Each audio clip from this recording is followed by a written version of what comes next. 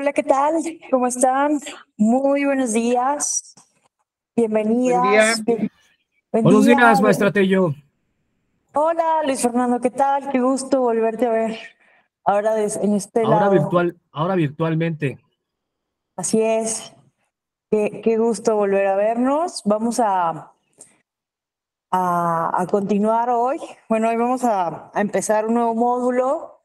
El módulo es sobre crisis y futuro de los partidos políticos. Permítanme empezar a compartir la presentación que tenemos preparada para esta sesión. Denme un minuto, por favor.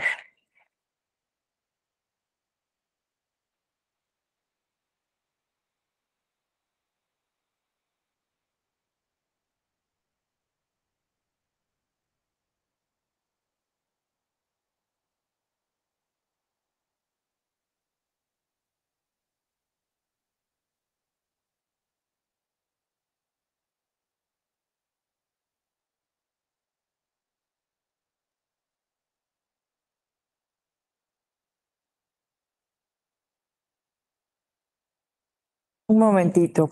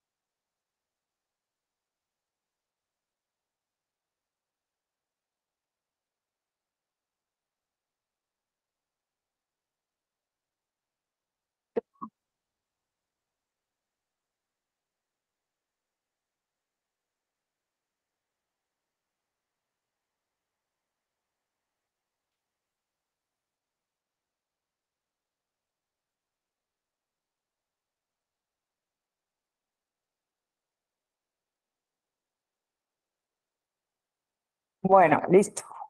Vamos a compartir. Aquí siempre es más difícil en esta aula virtual. Un momento.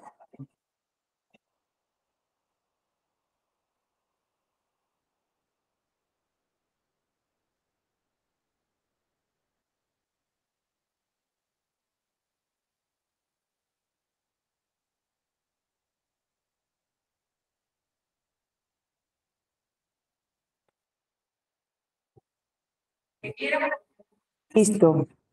Entonces, vamos a empezar. Crisis de los partidos políticos.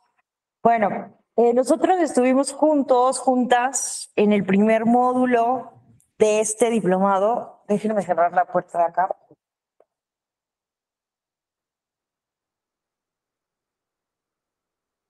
Bueno, nosotros estuvimos juntos en el primer módulo de este diplomado, en donde analizábamos justamente el origen de los partidos políticos. Y bueno, hoy en día se habla acerca de una crisis de los partidos políticos. Y no sé si recordarán en ese primer módulo, poníamos en tela de juicio, ¿no? Realmente podemos hablar de una crisis de los partidos políticos. Esa es un poco la reflexión a la que les queremos invitar una de las últimas sesiones de este diplomado, a preguntarnos si realmente existe una crisis de los partidos políticos o cómo podemos denominar el fenómeno que observamos actualmente sobre la supervivencia, actuación de los partidos políticos, o estamos más bien en una clase de encrucijada, en un momento relevante en el que tal vez simplemente estamos viendo un momento de adaptación de los partidos políticos. Me parece que, bueno, les había dicho que son 3 indicadores los que nos permiten hablar a los politólogos, politólogas, de esta supuesta crisis de los partidos políticos. Observamos, es un fenómeno que está ocurriendo a nivel mundial, que existe una disminución en la participación electoral, es decir, justamente están votando menos las personas, están asistiendo menos a las elecciones de la democracia representativa. Aquí simplemente tenemos algunos ejemplos de algunos países en donde se vota más, países que destacan generalmente por su alta participación: Bélgica, Suecia, Corea del Sur, Alemania, Francia, España, Canadá. Sin embargo, si observamos los indicadores a nivel mundial, IDEA Internacional tiene una base de datos que es magnífica. Les invito a que consulten la herramienta de IDEA Internacional, que justamente es una base de datos que permite ver la participación país por país, región por región, año por año, justamente de la participación electoral. Y bueno, revisando justamente esta herramienta, podemos corroborar esto, ¿no? Este fenómeno, este es justamente lo que podemos ver en todo el mundo, cómo hay una disminución de la participación electoral en todo el mundo, ¿no? Aquí observamos justamente, a ver, alguien levantó la mano. ¿Qué tal, Juan González? Te escuchamos. Una consulta, maestra. De esta participación en los casos de los países, ¿hay una referencia sobre aquellos países donde el voto es obligado? Muy buena pregunta. Sí, evidentemente es una variable que hay que tomar en consideración. Y sí, evidentemente se hace esas especificaciones de los países en donde es obligatorio, porque eso evidentemente hace, ¿no?, que aumente, o sea, que no podamos conocer realmente pues la participación que es obligatoria, ¿no?, y la que es por convicción. Pero sí hay ahí justamente eso se puede saber país por país. Pero saben que a pesar de eso es relevante, a mí me llamó muchísimo la atención el caso de Brasil. En Brasil tuve oportunidad de observar las elecciones de 2022, la primera y la segunda vuelta. En Brasil el voto es obligatorio. Y aún así, con ese voto obligatorio, Brasil tuvo en esas 2 elecciones donde compitieron Lula y Jair Bolsonaro 20% de abstencionismo. A pesar de que en Brasil sí tienen una sanción, ¿no? Que la sanción en Brasil son multas.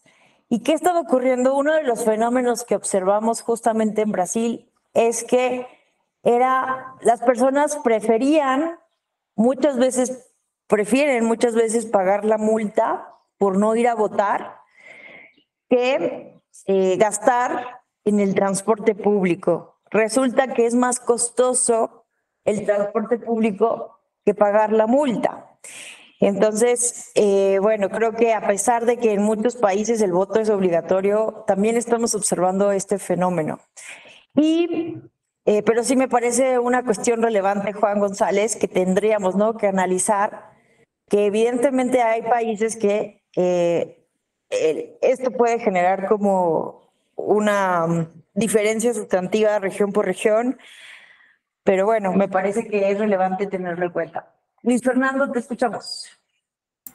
Pues también tengo una amiga de la universidad que la mandaron como parte de un tour en Paraguay y siendo también observadora de las elecciones para presidente en Paraguay, y tal parece como si nos hubiéramos remontado al PRI de los 60, 70, porque desafortunadamente también el partido es obligado y que también a fuerzas deben de votar por el partido que domina en el poder, algo así como el PRI de los 70 es el Partido Colorado, y que notamos que en las elecciones de Paraguay, como ustedes bien lo saben, lo conocen, ganó delante de Efraín Alegre del partido, el PLRA, el Liberal Radical Auténtico, Santiago Peña, que había mantenido el legado del Partido Colorado. Y me han comentado mi colega que desafortunadamente en Paraguay hay como unos cuadros así de reuniones de los partidos para asegurarse de que voten por el partido que está en el poder tras más de 80, 90 años. O sea, también el voto podría decirse que no diría ser obligado, pero es forzado a que votes por ese partido, sino es como el PRI de los años, sí, de los años 70, si no votabas, te quitaban o tu membresía de un sindicato o los recursos que el mismo sindicato te da que está afiliado al partido en el poder. Algo así, en resumidas cuentas, Paraguay es ahorita, en estos momentos, bueno, desde tiempos anteriores hasta la actualidad, como el PRI de los años 60 y 70, forzados a votar por el partido del poder. Muchísimas gracias, Luis Fernando. Interesantes casos, ¿no? Y creo me parece que justamente es lo relevante, ¿no? Una cuestión es el análisis cuantitativo, ¿no? Que podemos ver aquí, simplemente los porcentajes del promedio global, del promedio mundial, pero evidentemente esto no lo podemos dejar aislado, ¿no? Justamente tendríamos que hacer este tipo de análisis cualitativos, ¿verdad?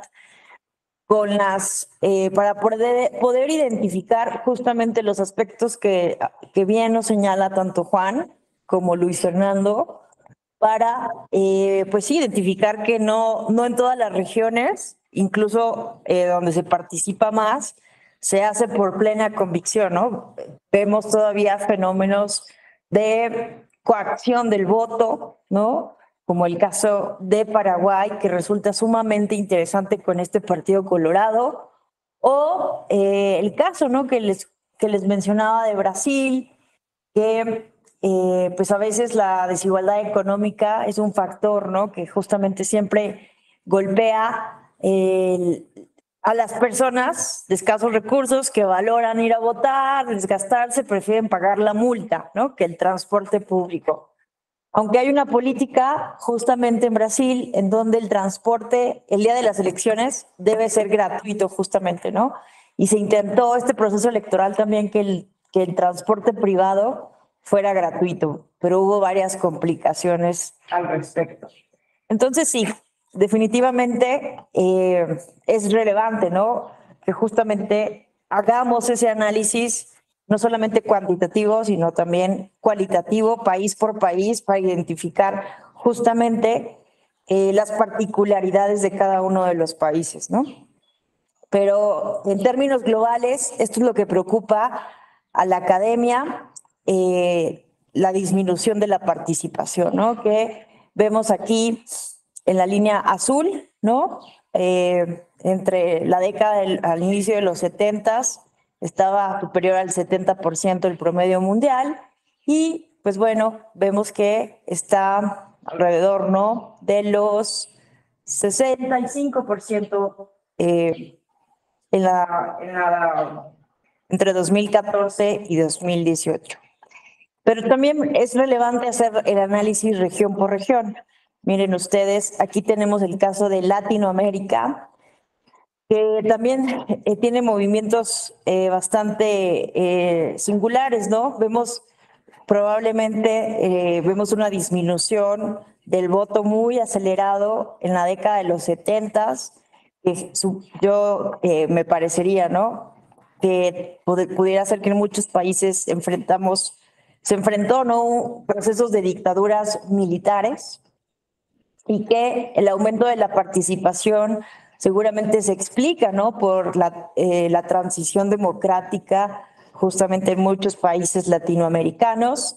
Y vemos una disminución también relevante en la región latinoamericana, al inicio de los años 2000, que bueno, en México, vamos a ver que México sería un país que estaría fuera del promedio en América Latina, porque el año 2000 fue muy relevante para la democracia mexicana, porque justo fue el año de la transición, de la alternancia en la silla presidencial, ¿cierto? Entonces, bueno, pero hay un fenómeno de disminución aquí en el año 2000 y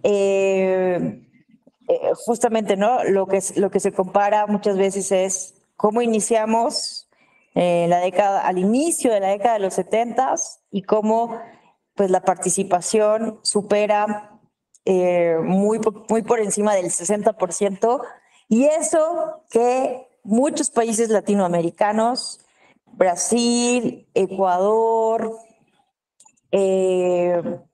Bolivia, son países con voto obligatorio, ¿no? Entonces resulta esto relevante de observar. Honduras, no recuerdo si Honduras, mejor lo revisamos.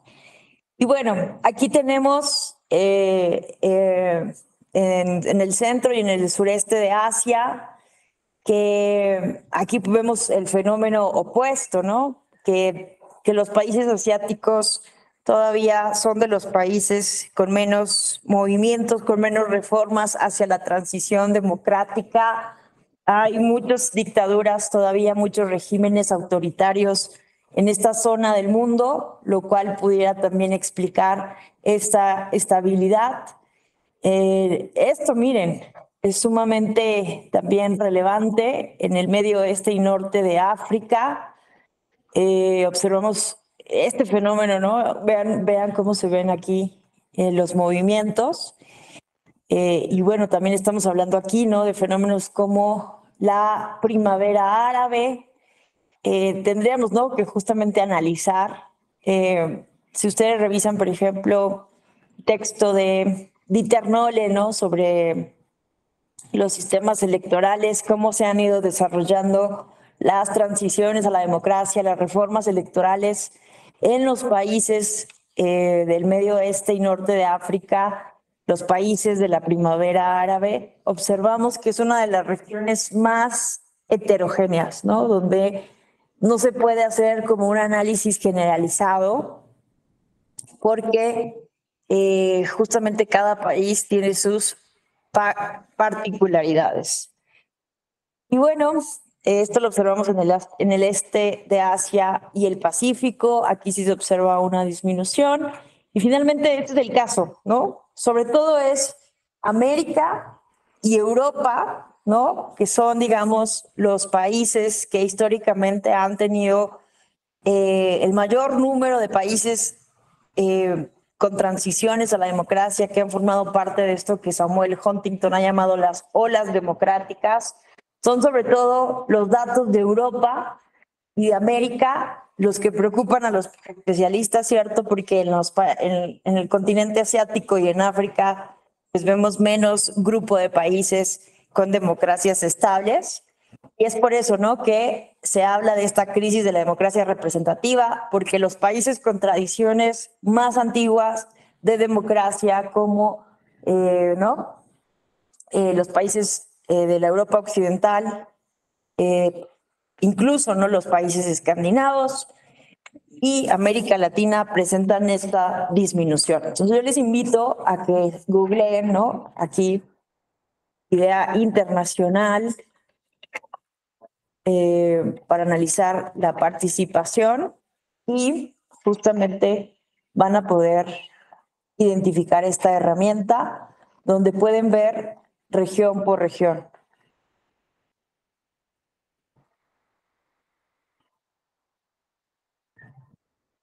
Aquí está, ya vieron, base de datos de la participación electoral de IDEA Internacional. Vamos ahora a ver, vamos a analizar el caso de México aquí juntas, porque sobre todo lo que observamos en México es una baja participación en las elecciones intermedias. Todavía se observa, ¿no?, una fuerte cultura presidencialista, y son las elecciones que más convocan todavía a la ciudadanía mexicana. Entonces vamos a poner aquí, bueno, mejor por país. Vamos a ponerle aquí México. Buscar.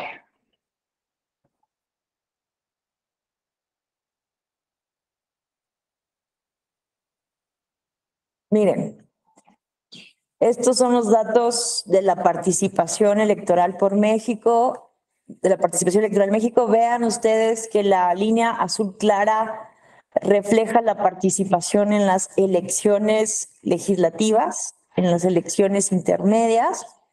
Y vean, ¿no? Evidentemente, desde el momento en que empieza a registrarse estos datos, que es 1946, tenemos una participación del 90%, pero ojo, ¿no? También, como dirían sus compañeros Juan y Luis Fernando, pues hay que hacer un análisis aquí específico, porque qué tan sólidos son estos datos, eran datos oficialistas en un contexto de un sistema político autoritario, un sistema de partido hegemónico, ¿cierto? Con bases corporativas, clientelares, ¿verdad? Entonces, evidentemente eso es para lo que nos funciona hacer un análisis cualitativo, ¿no? De estos datos.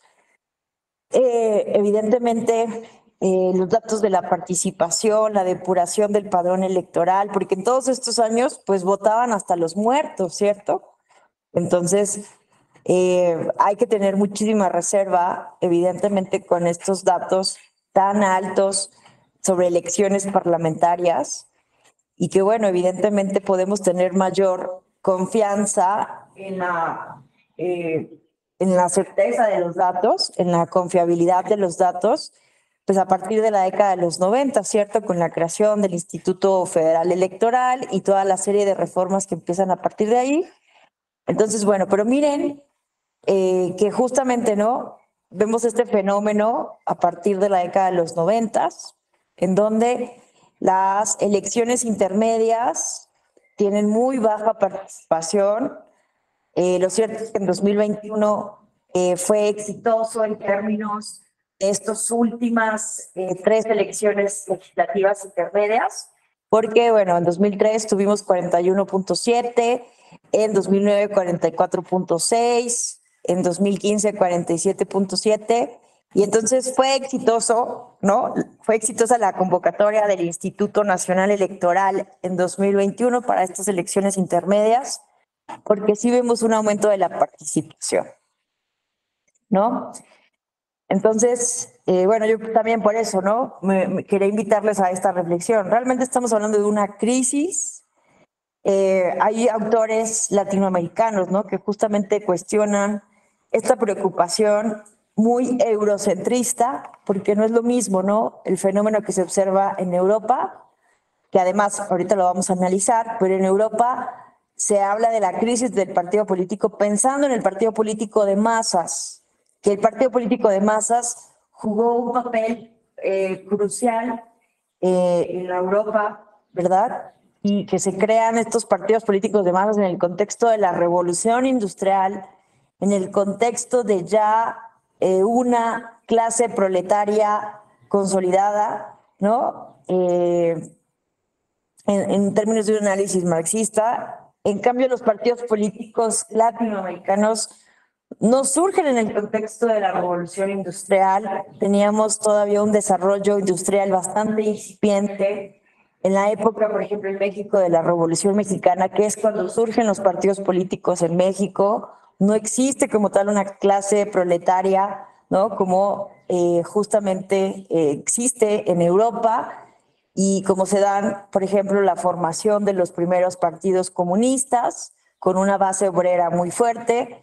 Eso no ocurre en América Latina, incluso no en México, pues es muy relevante saber que en México el Partido Comunista Mexicano, que se funda desde 1919, desde muy temprana época, pues no tenía base obrera, no tuvo, ¿no? La mayor parte de su vida base obrera porque pues en 1938 con la presidencia de Lázaro Cárdenas, Lázaro Cárdenas cooptó la lucha obrera al partido, el PNR se cambió con Lázaro Cárdenas al Partido Mexicano de la Revolución, PMR, cierto, en 1938, y formó justamente un partido de sectores, con el sector obrero, el sector campesino y el sector popular. Entonces, vemos que en realidad en México, ¿no? El partido oficialista en ese entonces, liderado por Lázaro Cárdenas, tenía cooptada a toda la clase obrera, y el Partido Comunista en realidad estaba formado por personas intelectuales, por estudiantes, pues sí, pues la clase intelectual de izquierda mexicana, y no tanto por una base obrera. En fin, entonces hay autores latinoamericanos que nos invitan, ¿no? Justamente a tener reserva de las conclusiones a las que llegan politólogos europeos sobre la crisis de los partidos políticos, porque justamente se está tomando como base el partido político de masas europeo. En fin, entonces, mira, en el caso mexicano, pues sí es sumamente relevante, y observamos este fenómeno, ¿no?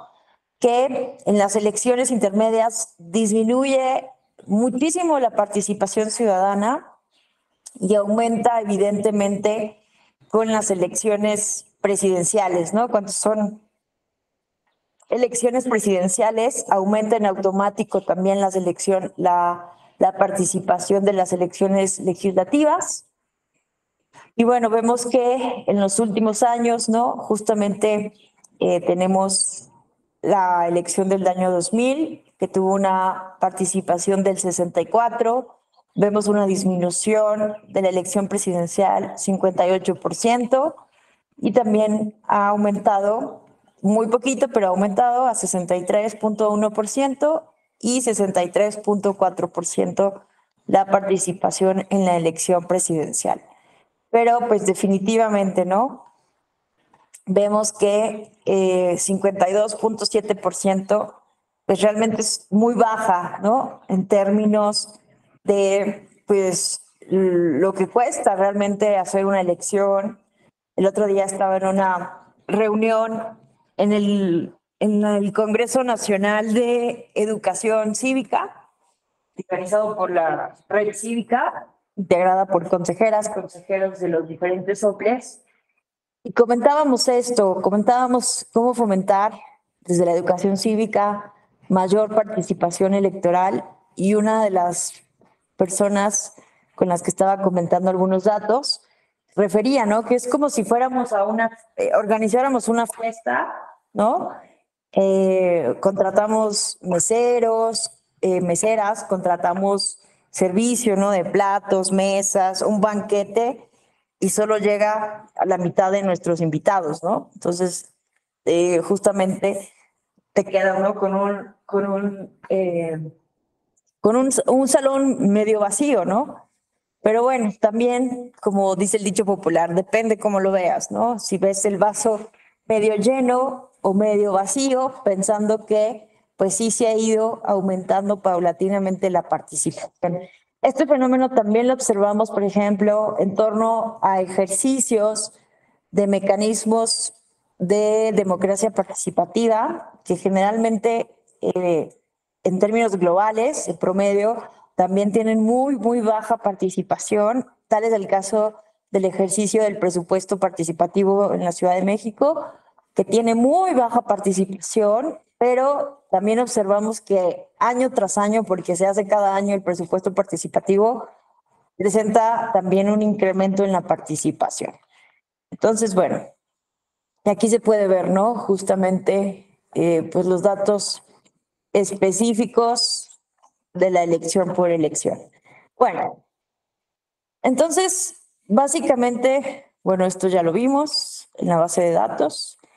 Básicamente, este es el primer indicador que permite, o por el cual se habla de la crisis de los partidos políticos. Otro es el tema de la confianza.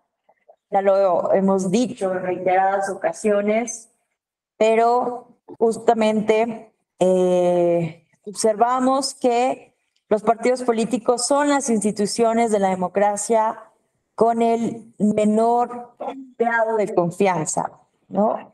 ¿Alguien levantó la mano? Hola, Aurora, ¿qué tal? Muy Hola, buenos días. ¿qué tal? Te Buenos escuchamos. días.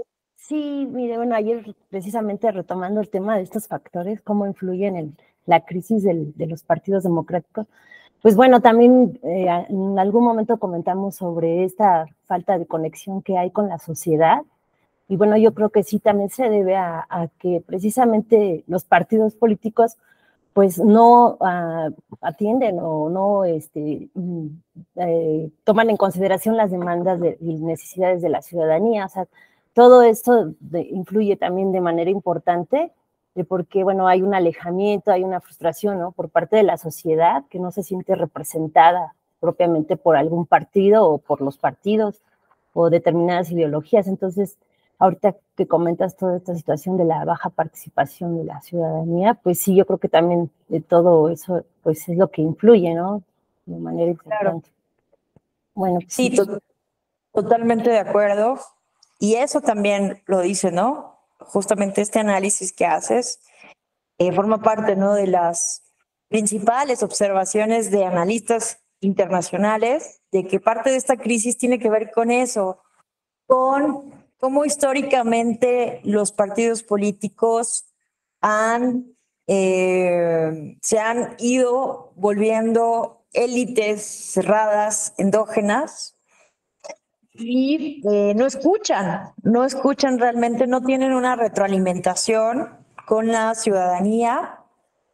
Entonces, justamente se dice, ¿no? Que esta crisis de la representación pues tiene que ver con eso, con ese alejamiento, con esa desconexión de la que habla Aurora, con que los partidos políticos, los candidatos generalmente también hacen promesas imposibles de cumplir, ¿no? Muchas veces, si votas por mí, te voy a asegurar que vas a vivir bien, con mayor, voy a mejorar la economía, voy a traer muchos empleos, voy a garantizar seguridad.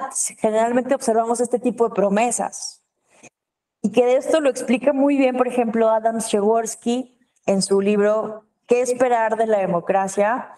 Adam Przeworski nos dice esto, ¿no? Que pues hemos generado muchas expectativas en la democracia representativa, altísimas expectativas. Obviamente, gran parte de la responsabilidad es por los partidos políticos que nos venden como esos productos, ¿no? Milagro, que todas y todos conocemos, ¿no? Esas cremas que te prometen que te van a quitar las arrugas, ¿no? Entonces tú los compras y te decepcionas porque no funcionan. Así los partidos políticos, ¿no? Nos prometen que votando por ellos vamos a ser muy felices todos y todas en nuestro país.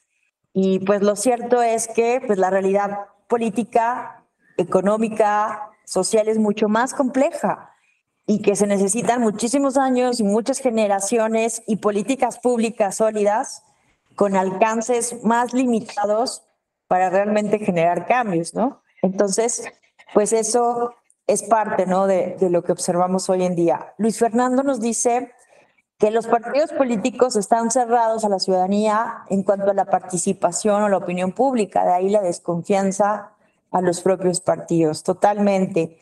No hay ese canal de comunicación. Y ahorita observamos, ahorita hablamos de esto, pero tiene que ver muchísimo con la manera en que los partidos políticos han ido buscando a la ciudadanía, la forma en que los partidos se han acercado o se han alejado de la ciudadanía. Ahorita hablamos de esto, porque tiene que ver con la necesidad comunicativa para buscar el voto, ¿no? Y el pragmatismo político. Alondra Nicté nos dice, se preocupan por descalificar al partido contrario y deja de lado las propuestas constructivas en las cuales la sociedad busca soluciones a los problemas que existen en la actualidad.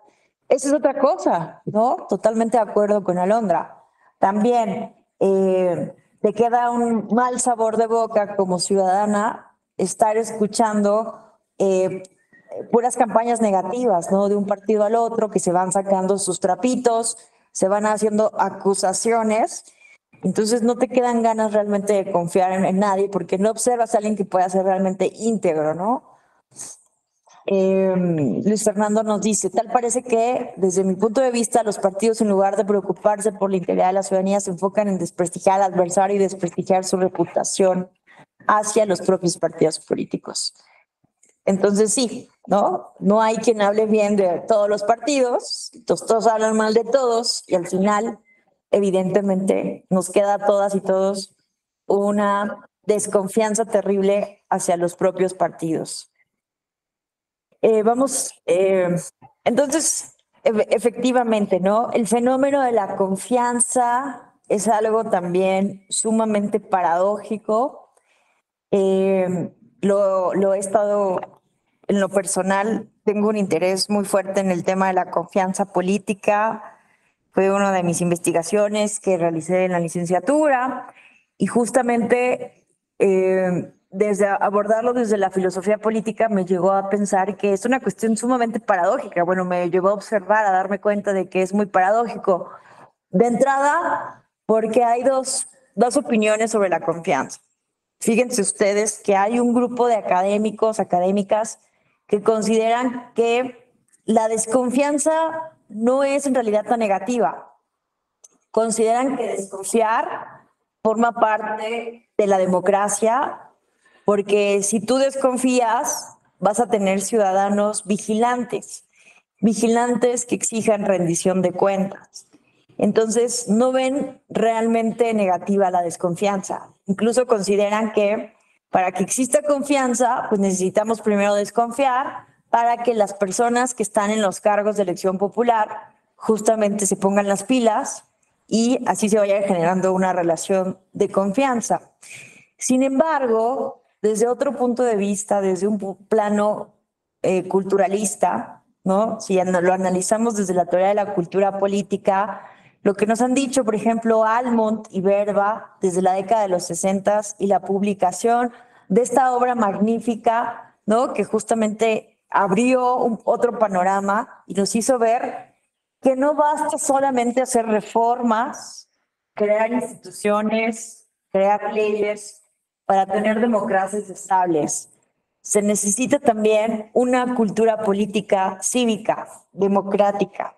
Entonces es muy interesante el estudio que hacen Almont y Sidney Verba, Gabriel Almont y Sidney Verba, que analizan, hacen una encuesta como a 5,000 personas, una muestra representativa en diferentes países, de la primera ola, de la segunda ola y México.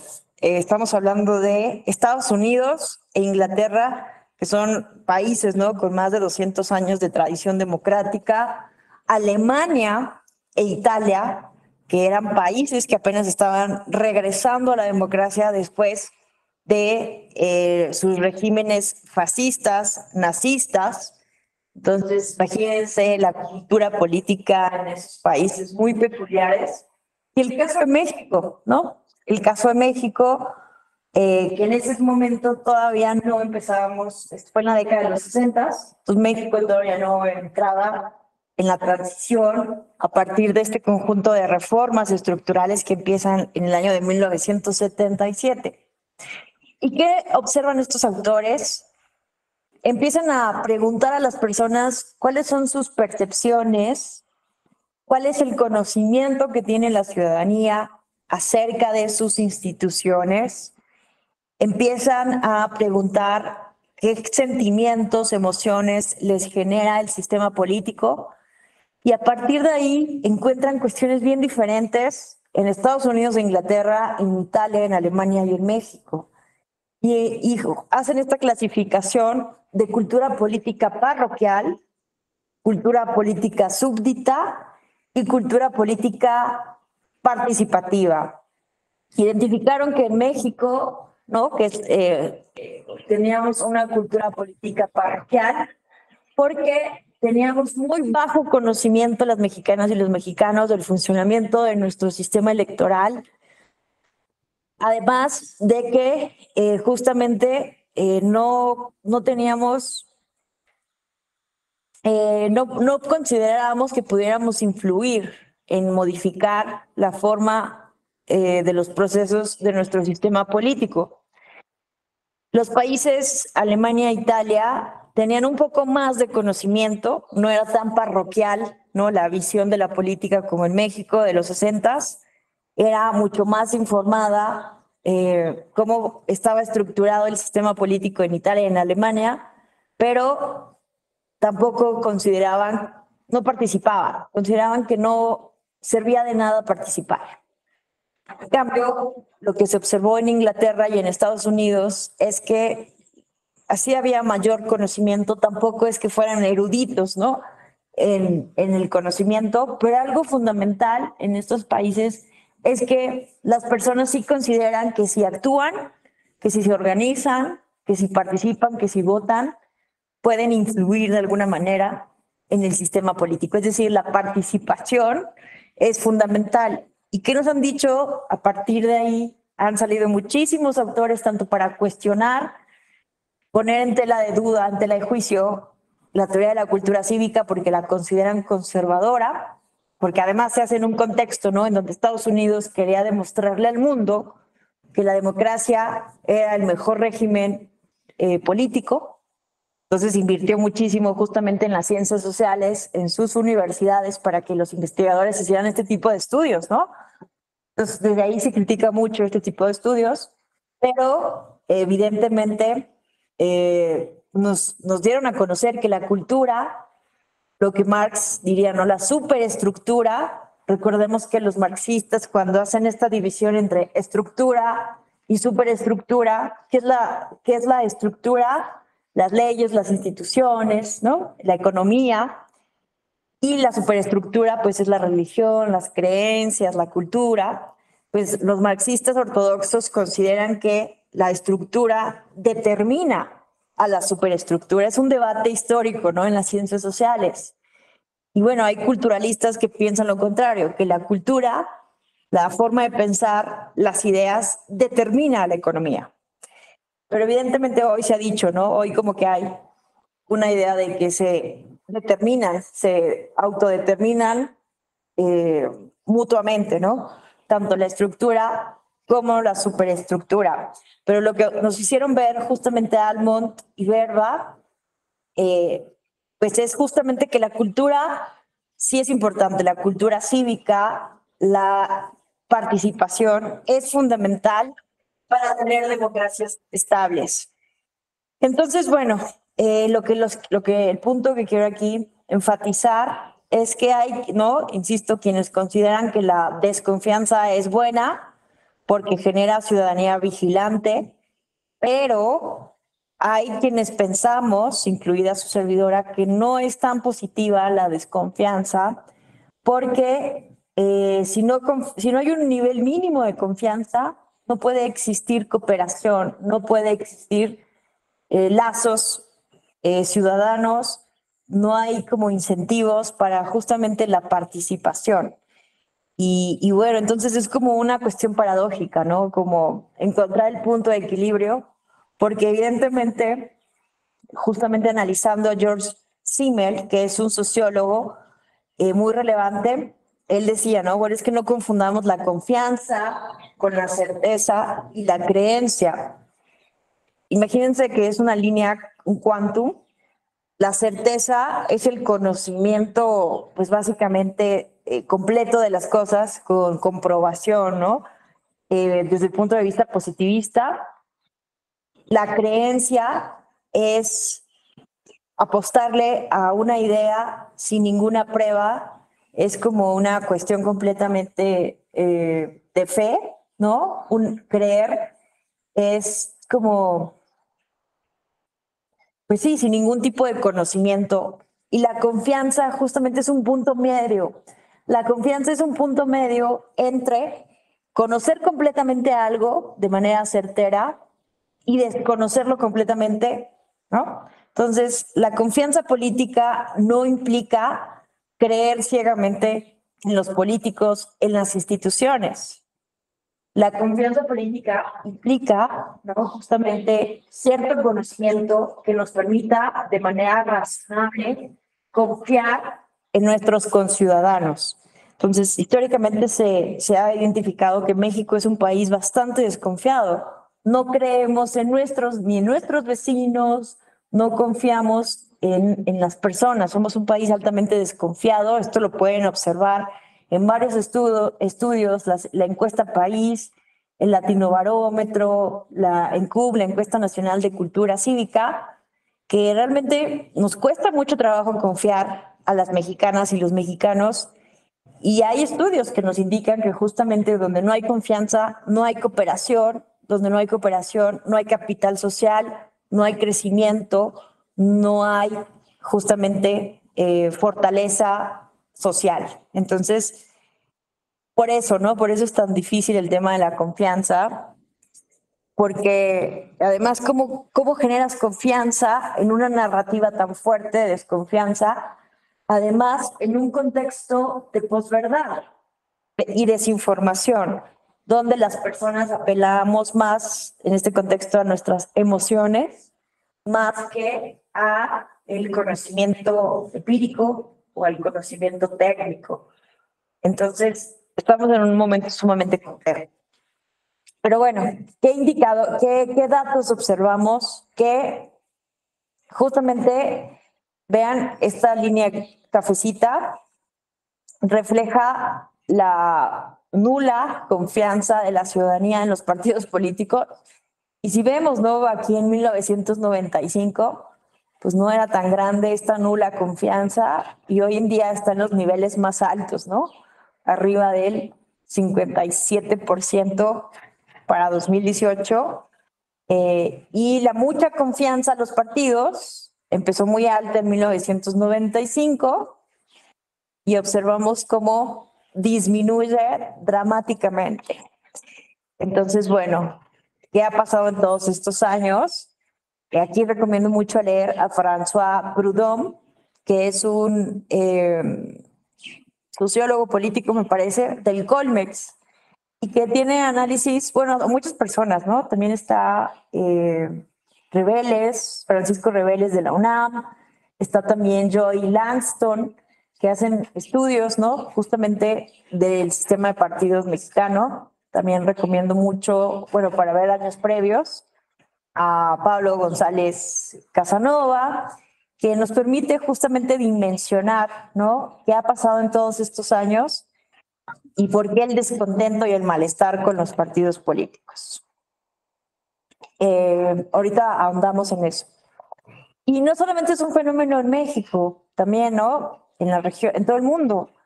Vemos que también en nuestros países vecinos latinoamericanos, la nula confianza en los partidos es la respuesta más común de las personas encuestadas en el Latinobarómetro. Y vean qué poquitas personas no tienen mucha confianza, algo de confianza en los partidos políticos. Y poca confianza, bueno, también tiene algo más relevante, ¿no? Aquí podemos ver país por país. Es interesante, también les invito a ver datos. También se puede hacer análisis en línea en el Latinobarómetro. Yo me divierto mucho, muy seguido, viendo datos, comparando México con otros países. Aquí les invito a que también lo hagan. Esta es la página del Latinobarómetro. Aquí le dan análisis online y justamente aquí podemos ver por año. Es una herramienta magnífica, ¿no? Le damos aquí en México, vamos a comparar México. ¿Qué país quieren que comparemos?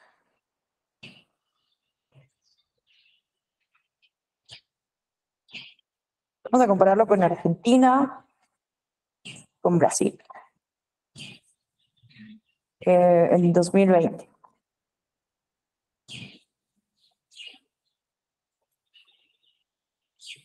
Vamos a compararlo con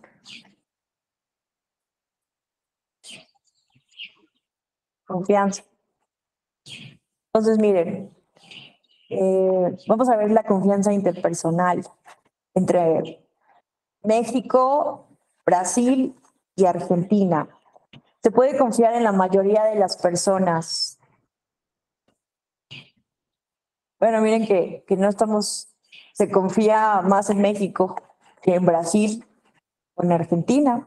Interesante, ¿no? Uno nunca es lo suficientemente cuidadoso en el trato con los demás.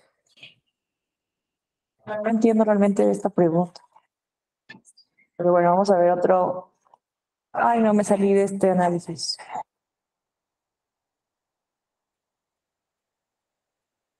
Bien. Otra vez. 2020, Argentina, Brasil. Ah, no, pero espérense, vamos a analizar con Uruguay y Costa Rica también, que son los países con mayor calidad democrática, y Venezuela también. Es que resulta muy interesante, ¿no? Considerando también que Venezuela está en un momento muy delicado, ¿no? Entonces vamos a ver los resultados de la confianza, que es el tema que estamos viendo ahorita. Vamos a ver, por ejemplo, la confianza interpersonal en Uruguay, que se dice que es la Suiza de América. A ver qué encontramos. Suiza, la Suiza. Pues sí hay una mayor confianza interpersonal en Uruguay, ¿no? Vean qué baja confianza interpersonal hay en Venezuela, 5.2%. Es interesante, ¿no? Ahora vamos a ver. No me quiero. Confianza interpersonal. Confianza en las instituciones. Confianza en que las instituciones operan para mejorar nuestra calidad de vida, ¿no? Entonces, mucha confianza no hay, ¿no? Pero miren que hay más confianza en Uruguay. 7.2 de las personas consideran que realmente las instituciones funcionan para mejorar nuestra calidad de vida. Sobresale Uruguay, ¿no? A Costa Rica, a ver. Bueno, Costa Rica no tanto, pero Uruguay sí. Bueno, aquí les invito a que vayan haciendo este tipo de análisis. Quiero llegar a ver si observamos el de los partidos políticos. Confianza en el Congreso. Vean. Miren qué baja confianza tiene Argentina en su Congreso. México, hay más confianza en el Congreso de Brasil. Qué relevante. Muy poca confianza en México, 2.4%. Vean esto. Me parece sumamente relevante que en Uruguay tenga mucha confianza del 18.5%, ¿no? También los congresistas están en el segundo lugar de confianza. Están los partidos políticos y arriba están los congresistas.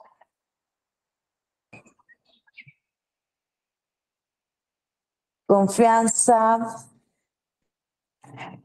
en el gobierno. Vemos que Brasil confía mucho en su gobierno, 10.2, México 6.3, pero vean Uruguay, 24.9. Entonces sí sobresale muchísimo, ¿no? Uruguay.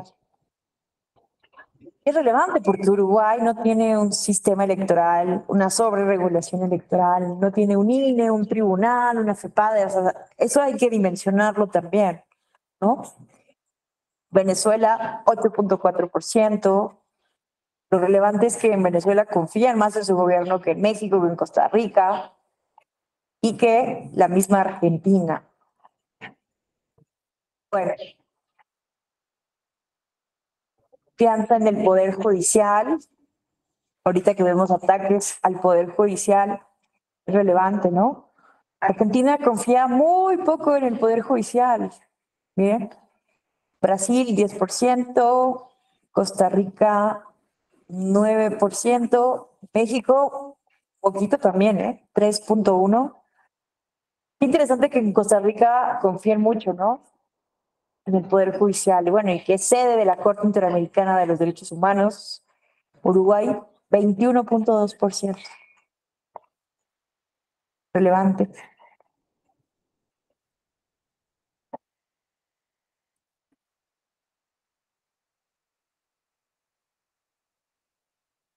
Presidente Bueno, aquí les invito a que hagan estos estudios. Vamos a continuar. Finalmente, ¿qué otro indicador tenemos? Este sí es también dramático en algunas zonas del mundo. La membresía, las militancias. Vean ustedes que, bueno, en Norteamérica se da un fenómeno curioso porque si hay una disminución sostenida desde 1994 hasta el 2005 de la militancia en partidos políticos. Habría que investigar qué sucede porque vean, hay un aumento relevante. Pero vean, si analizamos África, disminución de la membresía. Esta línea es Asia, Latinoamérica, también una disminución muy relevante. Y esta línea azul, Europa, vean, también es una disminución sumamente relevante de la membresía en los partidos políticos. Y este dato, no sé si ya lo habíamos mencionado, pero la Comisión de Prerrogativas y Partidos Políticos del INE, recordemos que cada 3 años el INE hace una revisión del padrón de los militantes para ver que esté por arriba del 0.26%, que es el porcentaje mínimo que establece la Ley General de Partidos Políticos para que estas instituciones puedan mantener su registro como partido político nacional. Y vean este dato. Las 7 fuerzas políticas con registro nacional perdieron en conjunto cerca del 70% de sus afiliados en 2021, al pasar de 13.549.000 militantes a 4 millones. Hoy hay solo 4 millones de mexicanos que se encuentran militando en nuestros 7 partidos políticos nacionales. Este es uno de los datos más contundentes, ¿no?, que hacen hablar precisamente de esta llamada crisis de los partidos políticos.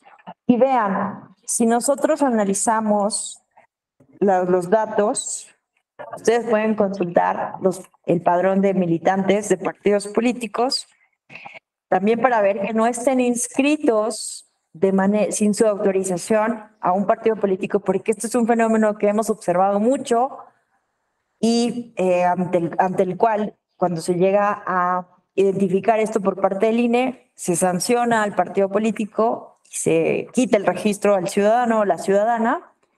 Entonces, también eso lo pueden checar aquí, padrón militantes INE.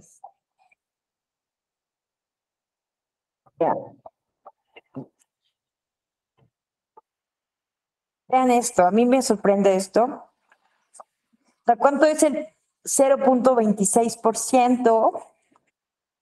Son 233.945. Es decir, para que un partido siga manteniendo su registro debe tener mínimo este número de militancias.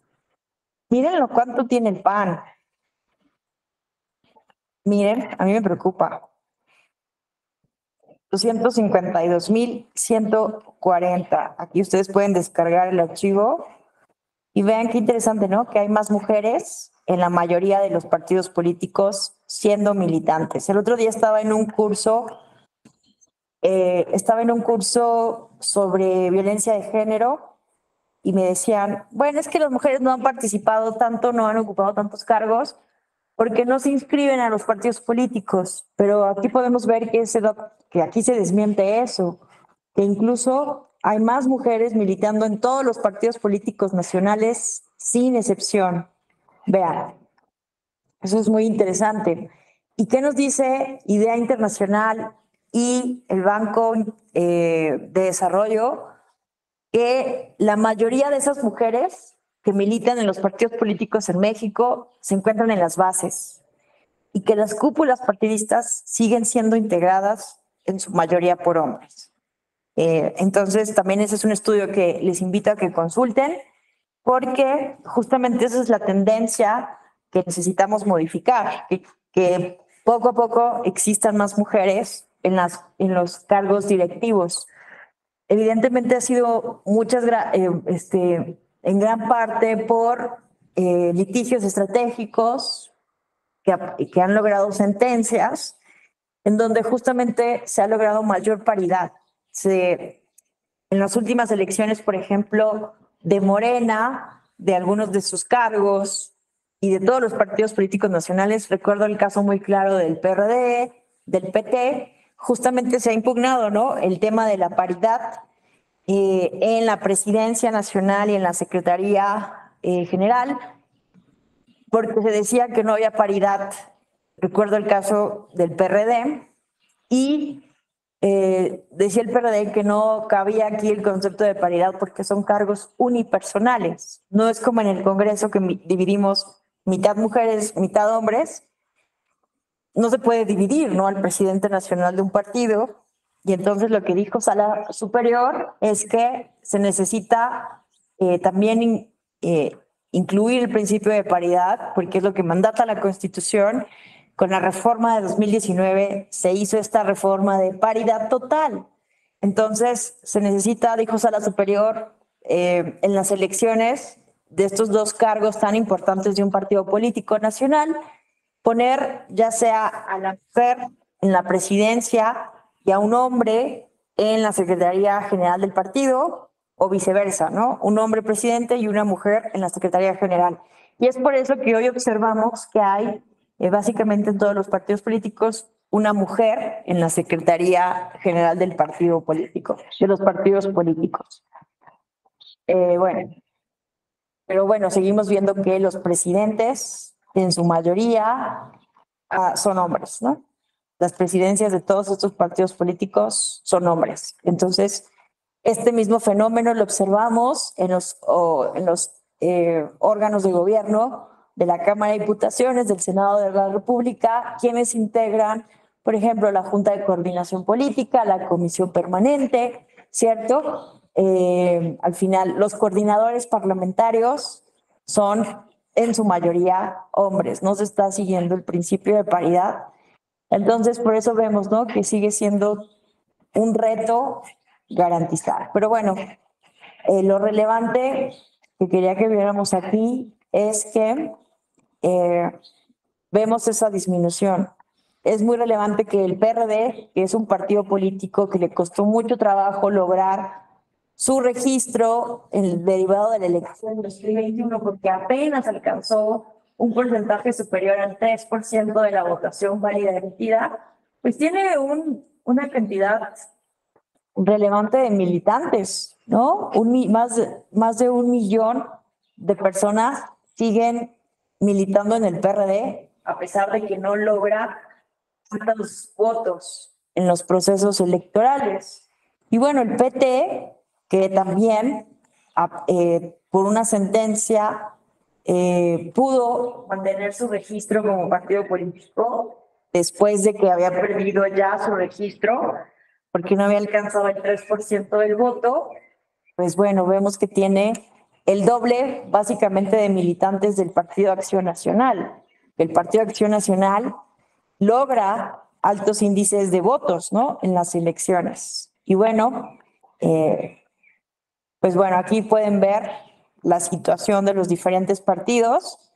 Vemos que el que tiene el menor número es el PAN, que muchos lo asocian con las reglas que tiene el partido de afiliación, que no tiene una afiliación masiva como el Partido del Trabajo o Morena, que básicamente invitan, convocan a todo el mundo a que se afilie al partido político. El PAN se ha considerado que es un partido más de cuadros, incluso no tienen que tomar cursos de manera previa para poder ser afiliados, y además hay otra categoría, ¿no?, de adherentes. Entonces, eso explica, ¿no?, porque hay poquitos. Entonces, bueno, pero esto es lo preocupante, ¿no?, que estos 7 partidos políticos nacionales perdieron en conjunto 70% de su militancia. Entonces, esto realmente está reflejando un descontento con las bases de los partidos políticos, ¿no?, que está reflejando pues que ni siquiera tienen contentas a sus propias bases de militancia. No estemos hablando ya de la ciudadanía, que no confiamos en los partidos, sino estamos pensando en las bases de sus militantes. ¿Hasta aquí alguien quisiera mencionar algo? preguntar algo, cuestionar algo? ¿Vamos bien?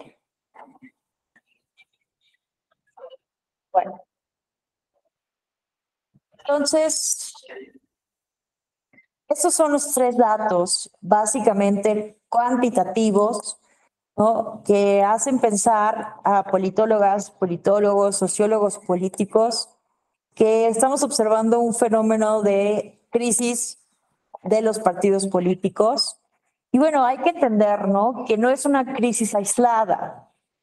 Eso también habría que entenderlo. Forma parte también de la llamada crisis de la democracia representativa, ¿no?, que hoy estamos también observando. La ciudadanía estamos exigiendo otros canales de participación. No es casualidad, entonces, cierto que esté teniendo muchísimo auge otras formas de democracia participativa, otros mecanismos de democracia participativa. Pero también habría que entender, me parece, que también forma parte de una crisis de la política, porque forma parte de lo que Hannah Arendt llamaba el prejuicio de la política. Históricamente hemos pensado que la política es deleznable, que la política es la culpable de todos nuestros males. Y eso lo identificó Hannah Arendt, ¿no? Los prejuicios son importantes para nuestra vida en sociedad, porque con los prejuicios nos movemos, podemos manejarnos en la complejidad de la realidad social. Pero ¿qué pasa? Muchas veces estos prejuicios pueden ser peligrosos, como en el caso del prejuicio hacia la política. Ella analizó el contexto que ella vivió y en su momento ella identificó que justamente en un contexto de holocausto, de totalitarismos, ella escribe el libro Los orígenes del totalitarismo. Ella realmente estaba preocupada por comprender por qué en un momento dado fuimos capaces de crear los regímenes más terroríficos, más sangrientos, totalitarios en la historia de la humanidad.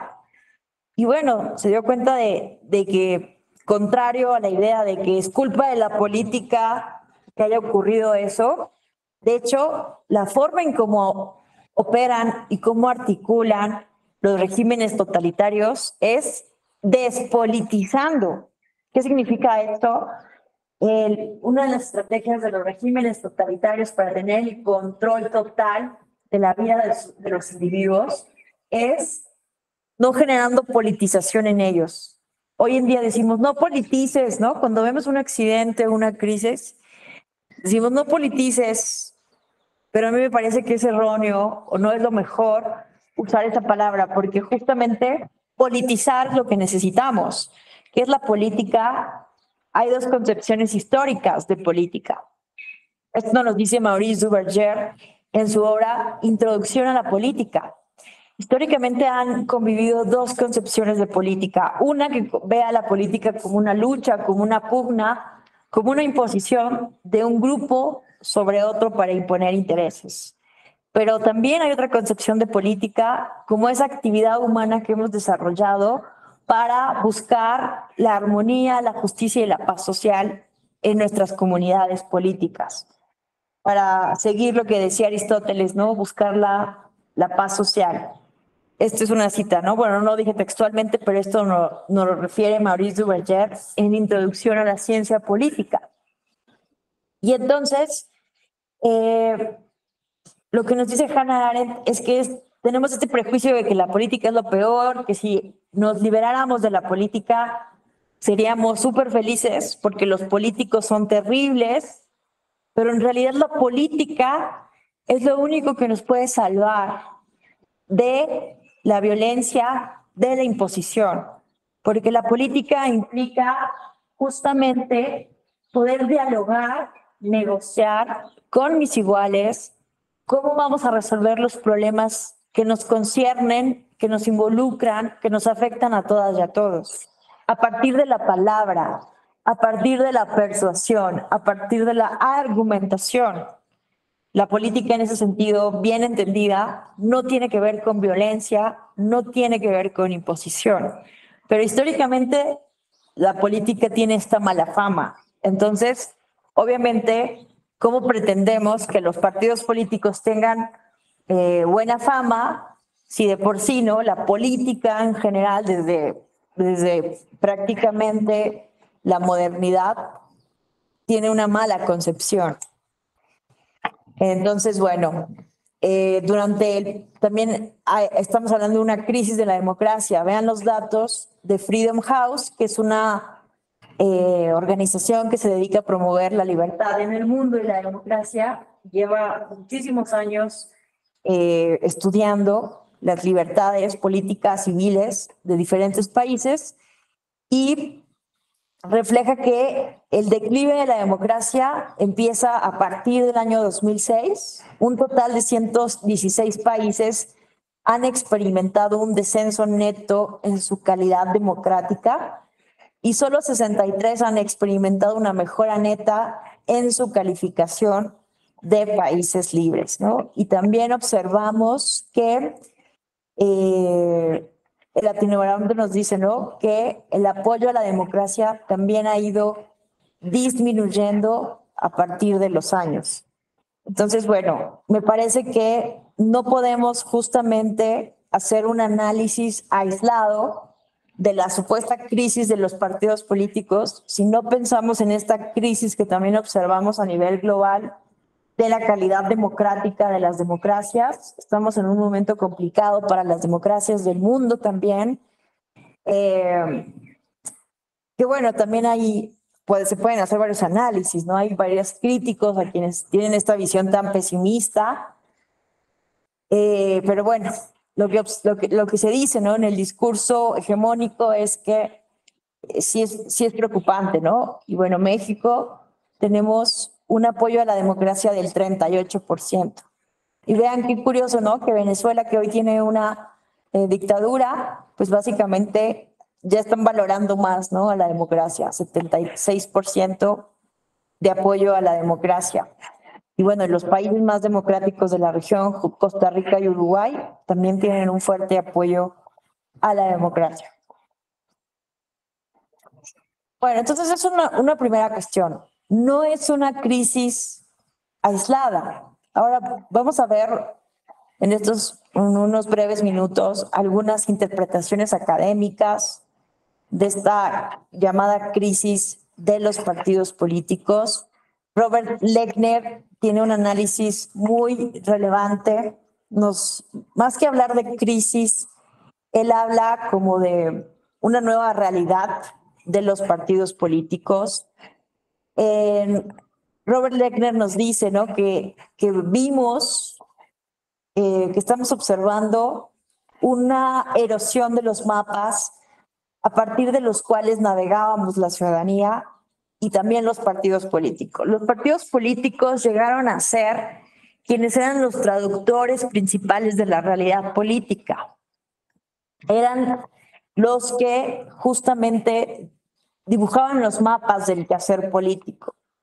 Y entonces vemos justamente en el contexto de la Guerra Fría una erosión de estos mapas. Hay un redimensionamiento espacial.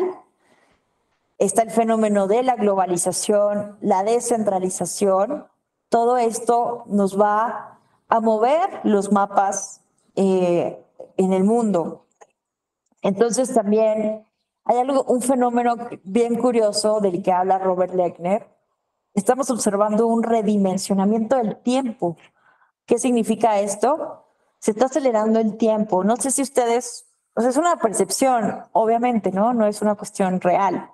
Pero no sé si ustedes no sienten, ¿no?, que por ejemplo mayo pasó rapidísimo, ¿no? O que ya el 2023, ya estamos casi a la mitad del 2023.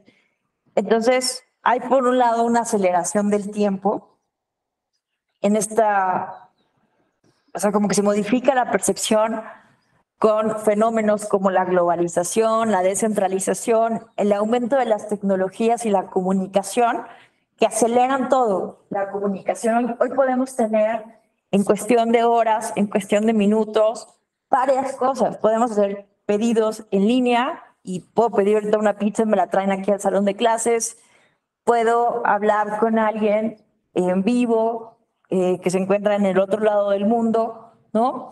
Tenemos estas redes sociales, TikTok, que mandamos mensajes en 3 minutos, Twitter ¿cuántos son? 240 caracteres. Vivimos acelerados, ¿no? Y entonces, ¿qué está pasando? Nos dice Robert Lechner, el pasado no es más referente y no hay horizontes de futuro. Entonces, vivimos atrapados en la coyuntura. Nos absorbe el drama cotidiano y no tenemos una visión histórica para poder dimensionar qué está pasando con los partidos políticos y poder planear horizontes de futuro. Entonces, a mí me parece muy interesante, les recomiendo mucho hacer esta lectura de Robert Lechner. Está en los materiales que recomendamos de este diplomado Ahí viene la Liga, para que ustedes puedan hacer esta lectura, pero si lo googlean también aparece.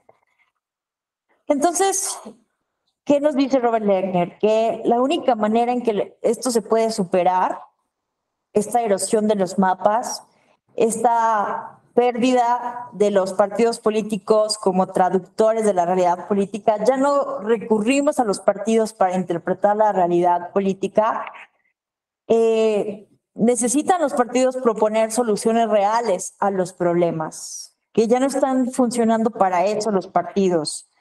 Y necesitan tener soluciones flexibles, porque muchas veces los partidos, en esta búsqueda del poder político, en esta búsqueda de la negociación, se vuelven muy inflexibles.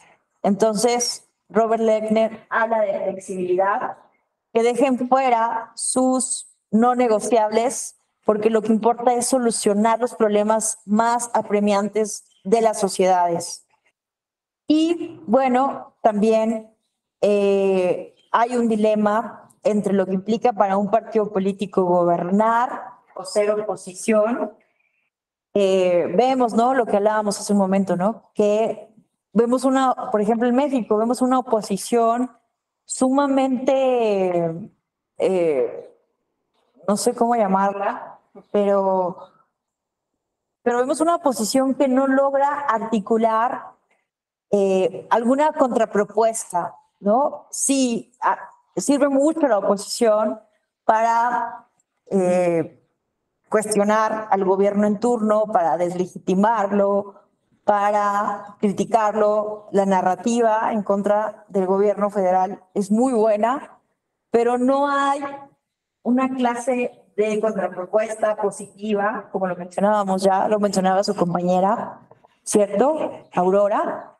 Entonces, no estamos viendo cooperación real entre los partidos, porque no les da miedo, ¿no? Que si hablan bien de un partido político, si cooperan, pues eso les va a costar votos el día de las elecciones.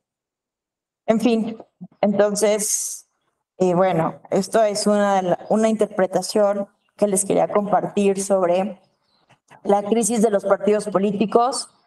Tenemos también a José Goldenberg, que nos habla que también, ¿no? La crisis de los partidos políticos tiene que ver con el malestar, con la democracia, lo que ya mencionábamos.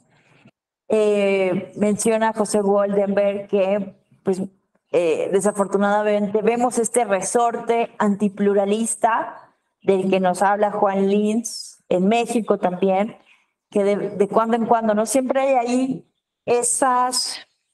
el malestar con la democracia tiene que ver con este resorte antipluralista, ¿no? Porque,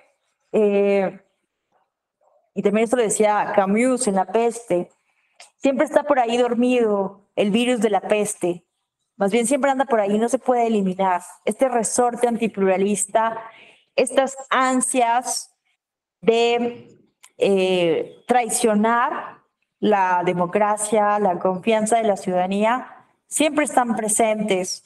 Y entonces los vemos en diferentes actos cotidianos de los actores políticos. Pero también hay otra cuestión, que hay dice José Goldenberg, que hay una infravaloración de la democracia en nuestro país. Y esto se debe a que no ha habido suficiente pedagogía política. ¿Qué pasó en países como Uruguay, en Argentina, en Brasil? pues que es muy claro el momento en que se transita a la democracia porque se derrocó a una dictadura militar.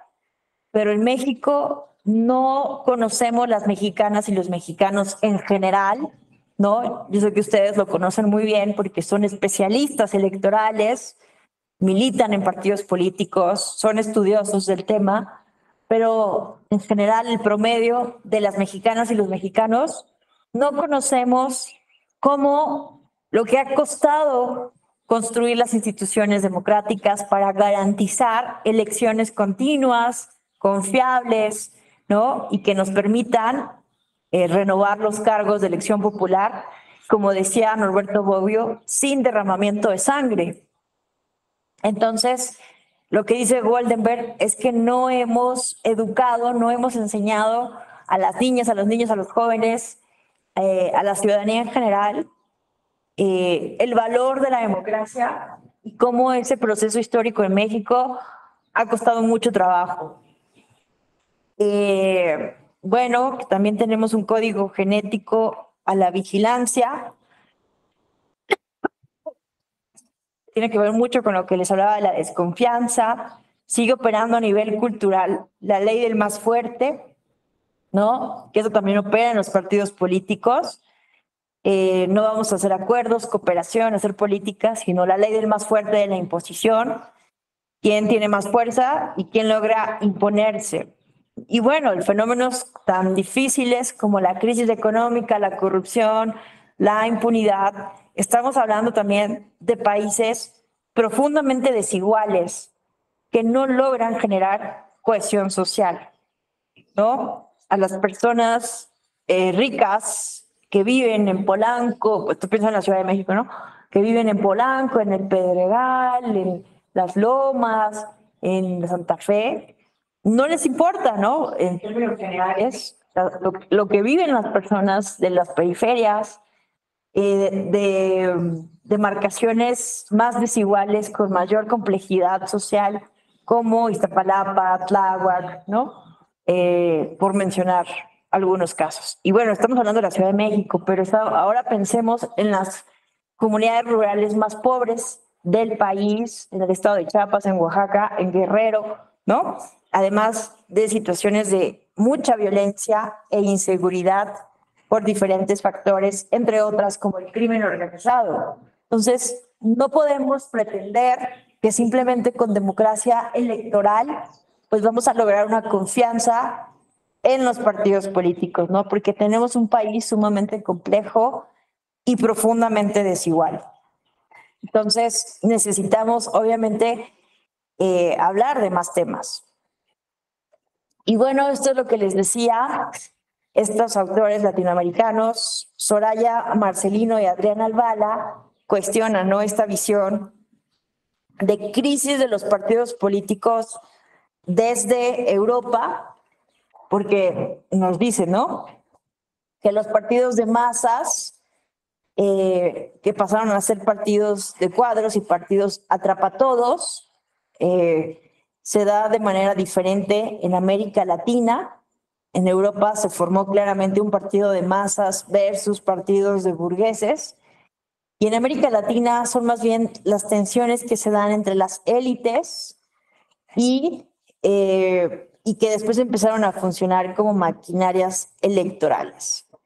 Entonces, es por eso, ¿no?, que llaman a hacer un análisis más específico de la crisis de los partidos políticos en el contexto latinoamericano. Y bueno, también tenemos a Ostrogorsky, que es uno de los primeros investigadores que desde el 1902 decía que los partidos políticos iban a desaparecer.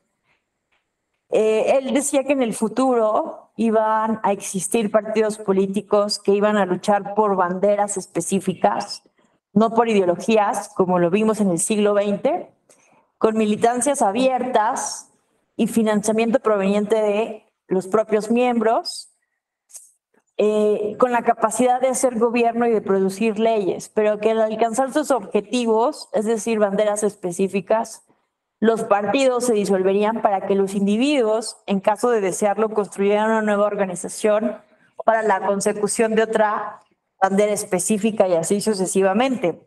En pocas palabras, Ostrogorsky odiaba a los partidos políticos, pensaban que era lo peor que habíamos inventado, ¿no? Buenas tardes. Era lo peor que habíamos inventado en la modernidad, contrario a lo que dijo Hume, ¿no? David Hume dijo que los partidos políticos eran lo más maravilloso que habíamos hecho en la modernidad, porque apelaban a principios abstractos en contraste con las facciones. Pero Ostrogorsky, ¿no?, piensa lo contrario al estudiar cómo funcionaban estos en su interior, un poco en la lógica de Robert Michels. Y entonces él decía que en un futuro nos íbamos a dar cuenta de esto y que los partidos políticos iban a tender a ser temporales, se iban a volver más movimientos, que justamente no iban a tener un carácter temporal y que iban a abrigar causas, banderas específicas. Y entonces una vez que se logran esas causas, iban a desaparecer. Definitivamente hoy en día no podemos hablar de una situación así, porque hoy los partidos políticos siguen siendo los principales articuladores de los intereses políticos de las democracias contemporáneas. Hay datos empíricos, ¿no?, que sí comprueban, que sí reflejan que las democracias más estables tienen sistemas de partidos estables. Y vemos que países con sistemas de partidos endebles, como Perú, Bolivia, con partidos políticos sumamente atomizados, también con una tendencia bastante polarizada, evidentemente no generan democracias estables. Entonces, hoy en día el consenso académico sigue siendo a favor de los partidos políticos, siguen siendo sumamente relevantes para la consecución de estos objetivos de las democracias representativas. Sin embargo, sí estamos en una encrucijada, en un momento clave, en donde justamente, tomando en cuenta lo que decía Robert Lechner, ¿no?, en una erosión de los mapas, en una aceleración de los tiempos, en sociedades altamente comunicadas con las tecnologías de la información y la comunicación, pues estamos evidentemente demandando que los partidos políticos se transformen, que escuchen a la ciudadanía, que integren a mujeres, jóvenes y otros grupos históricamente discriminados en sus filas.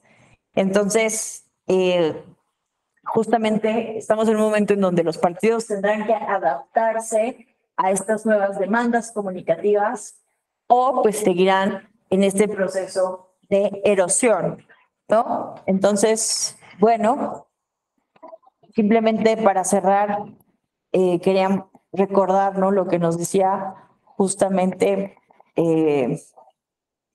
déjenme ver si lo traigo aquí, lo que nos decía Luis López Guerra. Luis López Guerra, bueno, se los cuento porque no encuentro aquí la lámina, pero Luis López Guerra tiene también un texto que lo hizo desde la década de los 70s, que también es muy bueno su texto, y nos habla de la transformación de los partidos políticos a partir de sus necesidades comunicativas.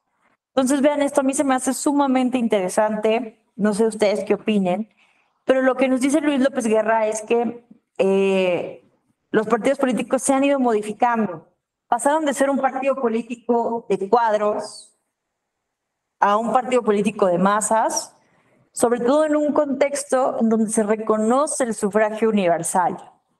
Entonces, imagínense, al principio no necesitaban estructuras sólidas, burocráticas, porque eran las personas, los clientes de las personas notables del partido político, quienes participaban, ¿no?, quienes buscaban con el voto censitario, donde solo participaban las personas ricas y quienes pagaban impuestos, pues no se necesitaba una estructura burocrática grande. ¿Qué pasa? Con el reconocimiento del sufragio universal, necesitan estos primeros partidos políticos generar estructuras burocráticas inmensas, porque hay que ir a ganar millones de votos de los nuevos ciudadanos, de la clase obrera, de las personas del campo, de las mujeres. En el siglo XX inicia paulatinamente el reconocimiento del sufragio femenino. Pues hay que ir a ganar el voto de esas mujeres. Entonces vean cómo se van adaptando a partir de una necesidad comunicativa. Se crea el partido político de masas que empieza a educar a esa nueva ciudadanía, empiezan a hacer periódicos, empiezan a tocar puerta por puerta, empiezan a hacer mítines para llamar a la participación de los nuevos votantes que antes no tenían derecho a votar. Entonces, por eso no es que estemos en una crisis, porque realmente lo que hemos visto históricamente es una modificación de la necesidad comunicativa de los partidos con sus votantes. Es una relación partido-votantes, que al principio era muy reducida porque solo votaban los ricos y los que pagaban impuestos, después ya la clase obrera, después las mujeres, ¿no? Después otros grupos originarios.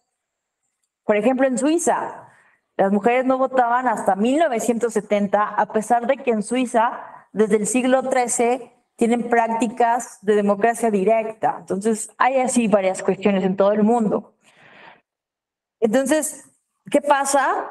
¿Cómo se transforma y se empieza a romper esta relación cara a cara entre los partidos y la ciudadanía?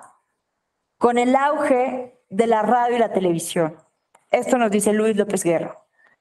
Los partidos políticos se dan cuenta que ya no es necesario tocar puerta por puerta, hacer tantos mítines en cada colonia, en cada barrio, en cada ciudad, sino simplemente en lugares muy estratégicos, porque con la radio y la televisión se puede llegar a una cantidad mucho más grande de personas sin tanto esfuerzo, sin tanto gasto. Entonces aquí vemos la primera ruptura. La primera modificación de los partidos políticos como esos traductores de la realidad política de la que nos habla Robert Lechner. Y hoy en día, pues estamos viviendo otra transformación importante, que es las redes sociales, porque durante el auge de la radio y la televisión teníamos una comunicación unidireccional. A partir de la radio y la televisión nos estábamos recibiendo la ciudadanía mensajes unidireccionales, pum, pum, pum, vota, vota, vota. Ahora, con las redes sociales tenemos la posibilidad de una comunicación por muchísimas vías, por muchísimos canales. Entonces, pues bueno, en estos años vamos a ver justamente, estamos en un momento histórico muy interesante para la democracia representativa, para los partidos políticos, porque estas nuevas formas de comunicación, estas nuevas formas de interacción, pues van a llevar justamente a una adaptación de los partidos. No es gratuito que hoy veamos TikToks de los principales presidenciables, ¿no? Marcelo Ebrard, Claudia Sheinbaum, ¿no? Santiago Krill, que están buscando comunicarse de maneras como se comunican hoy los jóvenes, esta llamada generación Z. Entonces, bueno, con eso cierro mi exposición y más bien en estos 15 minutos que nos quedan me gustaría escucharles, saber qué opinan, qué piensan, si tienen alguna pregunta o algún comentario.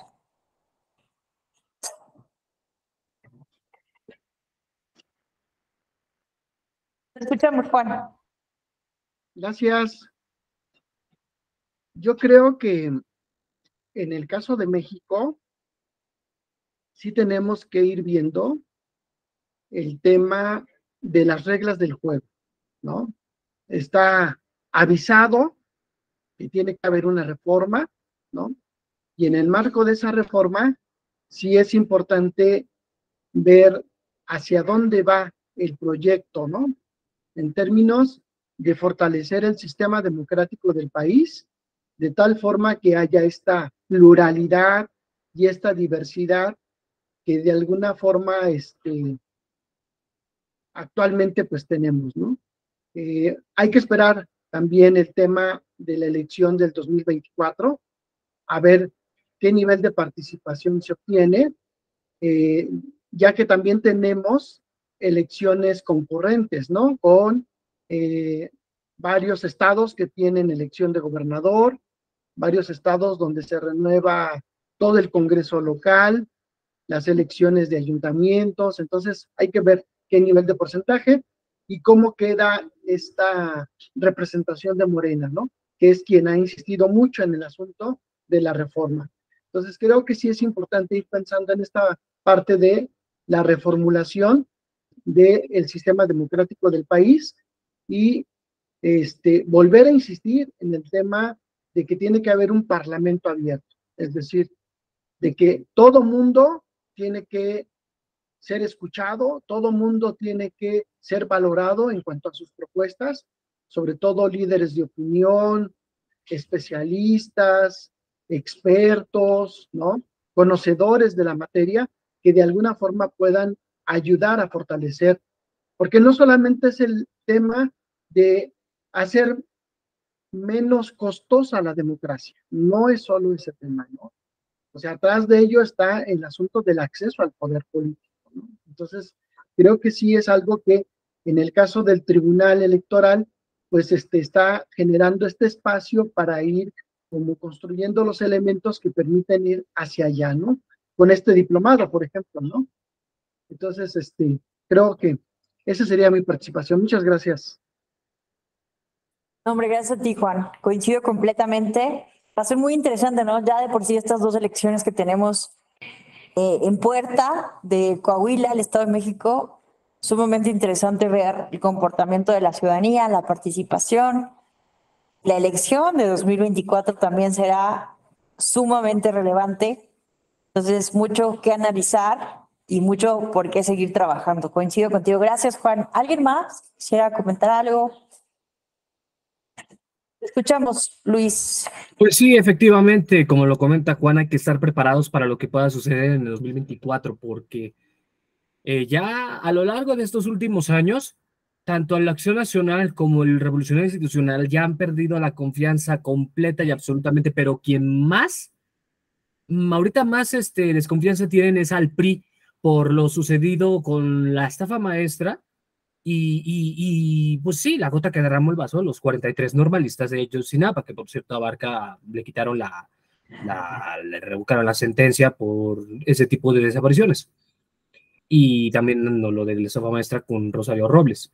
Esa es una de las características de la pérdida de las crisis de los partidos, porque el partido que está en el poder genera desconfianza por acciones que tanto perjudican al gobernante y que un poco más a los gobernados porque ellos eligieron o no a su representante ante la sociedad, el presidente de la República. Y también podría que existir en algunas partes de la República la desconfianza de Morena. Por ejemplo, sería en el oriente, en el poniente del Estado de México. Ven que en el 18 había ganado Morena en el Estado. La mitad de las alcaldías que tuvo las perdió por el PRI, debido a que se genera la cierta desconfianza de la ciudadanía porque por el candidato que representa el partido les ofrece, por ejemplo, becas a estudiantes o remodelaciones de calles o banquetas, guarniciones y drenajes, y a la hora de la hora se les olvida. También ese es uno de los desconfianzas a los partidos políticos, que quien represente al partido en un país, en un estado o en un municipio, pues al momento de generar las propuestas o no las llega a cumplir o nada más son palabras así, promesas vacías, por así decirlo. No sé si me dejarán mentir colegas,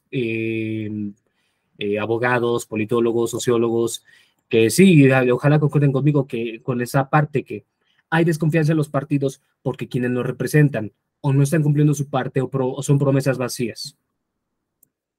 Sí, totalmente de acuerdo. Eso es un punto muy relevante que nos genera, pues ya, ¿no? Primero nos generan altas expectativas y se defrauda esa confianza, ¿no?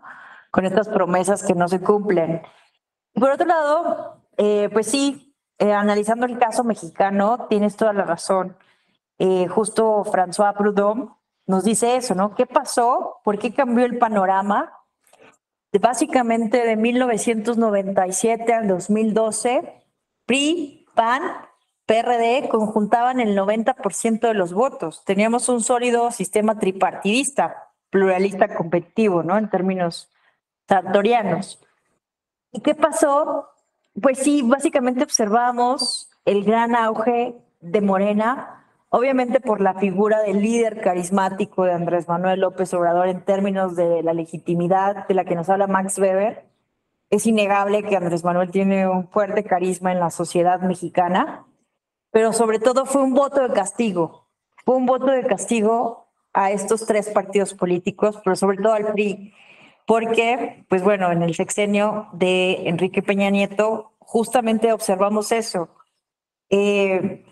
La Casa Blanca fue un escándalo que sí generó muchísimo malestar en la ciudadanía, pero sobre todo lo de los 43 normalistas fue algo que hirió profundamente la credibilidad en el Estado mexicano, ¿no? En el partido político, en el gobierno. Entonces, en el PAN en ese momento había mucha división, ¿no? Había un conflicto también interno y bueno, en el PRD también se escindió exitosamente, ¿no? Quienes apoyaban a Andrés Manuel dentro del PRD y quienes no, se generó un conflicto y se escindió exitosamente esa fracción del partido político para generar uno nuevo.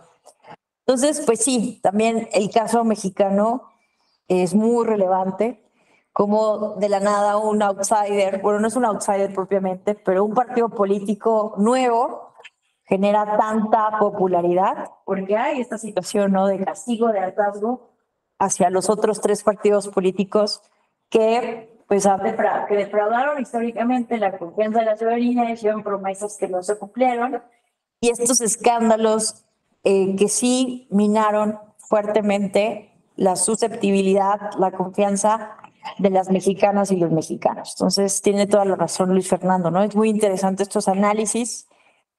Entonces, recomiendo muchísimo leer también, ¿no?, a François Proudhon. ¿Alguien más que quisiera comentar algo? Aurora, te escuchamos. Sí, bueno, considero que toda esta situación del Partido Morena pues es todo un fenómeno y pues da para mucho estudio.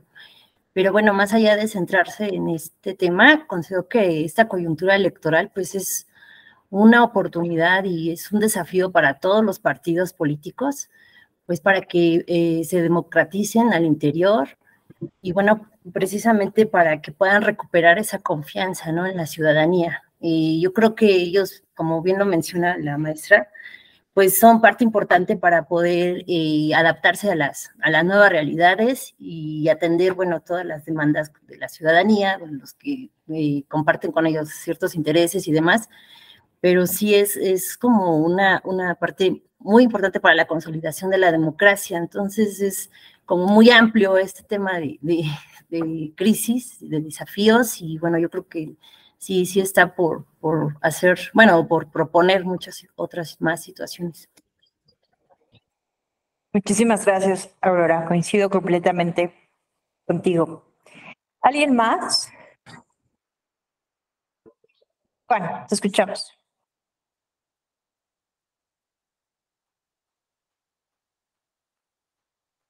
Tienes apagado tu micrófono, Juan. No te escuchamos. Perdón, es sobre el tema del documento final que tenemos que enviar. No sé si me lo permita. Perdón, no te entendí bien. Lo que Juan trata de decir es el documento final que hay que entregar a principios del 5 de junio al 12. Eso es lo que se ve. Inclusive en nuestro curso del diplomado de autoridades electorales, según tenía entendido. Sí, hay que hacer un microensayo muy breve, no más de 5 páginas, en donde se atiendan 3 preguntas específicas, ¿no? ¿De unas 5 páginas? Sí, es muy, muy breve, un microensayo, donde respondan justamente 3 preguntas relacionadas justo con el tema que estamos viendo hoy, pero que pueden hablar de todo lo que han ido aprendiendo a lo largo del diplomado, lo que han ido reflexionando, hablando, que es justamente, ¿no? ¿Cuál es el futuro de los partidos políticos? ¿Realmente se encuentran en crisis? ¿Deberían de desaparecer o tendrían que adaptarse? Que con sus propias palabras ustedes nos digan qué opinan de justamente de esta situación. Y ya, son 5, máximo 5 cuartillas para que simplemente podamos corroborar, ¿no? Que justamente pues estuvieron, es como un requisito nada más formal para corroborar que estuvieron aquí, que hubo interés, que bueno, escriben por su propia cuenta estas reflexiones. Con eso. Ok, es que dice el texto, tomando en cuenta lo estudiado a lo largo del diplomado, desarrolla en una cuartilla a manera de microensayo las siguientes preguntas. Y dice, ¿cuáles son los principales retos de la democracia representativa y la figura de los partidos políticos? Que sería 1. El otro sería, los partidos políticos están en crisis. La 2, la 3 sería, ¿podemos prescindir de ellos? Y la 4 sería, ¿cuál es el futuro de los partidos políticos? Entonces, mi duda es si contestamos en función de estas preguntas o hacemos un ensayo corrido. La idea es que sea un microensayo, ¿no? Que justamente atienda a estas preguntas para que se pueda, que ustedes no necesariamente tienen que hacer explícitamente referencia a las preguntas, sino que en su desarrollo argumentativo aborden estas preguntas. Pero creo que ahí hay que modificarle porque una página creo que no es suficiente. Pero tampoco se vayan a extender 10 páginas o 20, ¿eh? No es un microensayo. Ok. ¿De acuerdo? Sí, está bien. Vale. Es un microensayo abordando estos 4 temas. Exacto. Muy bien. Bueno. Y, no vayan a usar. ¿Y el formato de interlineado, tipo de letra, referencias bibliográficas, es libre? Sí, es libre, pero obviamente no vayan a hacer un Word, no un Arial 16, ¿verdad? Para claro. agotar lo más las común 5 sería hojas. A doble interlineado. No, lo más común podría yo analizo muy bien mis ensayos y todo eso, porque también escrito reseñas y demás. Yo les aconsejaría que un Arial 12, uno y medio interlineado justificado. Sí, claro. Y que las referencias bibliográficas, si quieren incluir referencias bibliográficas, yo les aconsejo que utilicen APA o sexta edición o séptima edición. Ahorita la más reciente es la séptima edición. Me parece buena la propuesta de Luis Fernando. Dejémoslo así, si están de acuerdo. Arial 12, interlineado 1.5, justificado. Y la cita, eso sí, si quieren utilizar Chicago, que es como el pie de página, o tipo APA o Harvard. Sí, cualquiera de las 3. Exacto. Pero sí incluyan referencias, por favor, al menos un par de bibliografía. Y por favor también no vayan a utilizar ChatGPT. No vayan a utilizar inteligencia artificial. Inteligencia artificial. Porque sí es impresionante, ¿eh? Puede escribir este ensayo así en 1 minuto, ¿eh? Entonces, he visto cómo ya hay profesores que le preguntan al ChatGPT, oye, ¿tú escribiste esto? Es muy probable que sí, porque sigue mi estructura lingüística. Entonces, hay maneras de corroborarlo. No lo vayan a usar. Bueno, sería todo. ¿Alguien más? Buen día, gracias. Les agradezco enormemente su atención, sus participaciones. Y bueno, ya casi están por terminar este diplomado. Les deseo mucho éxito y pues bueno, ya estaré recibiendo sus textos. Tengan un excelente día. Muchísimas gracias. Que tengan buen día. Hasta luego. Gracias. Hasta luego. Bye bye.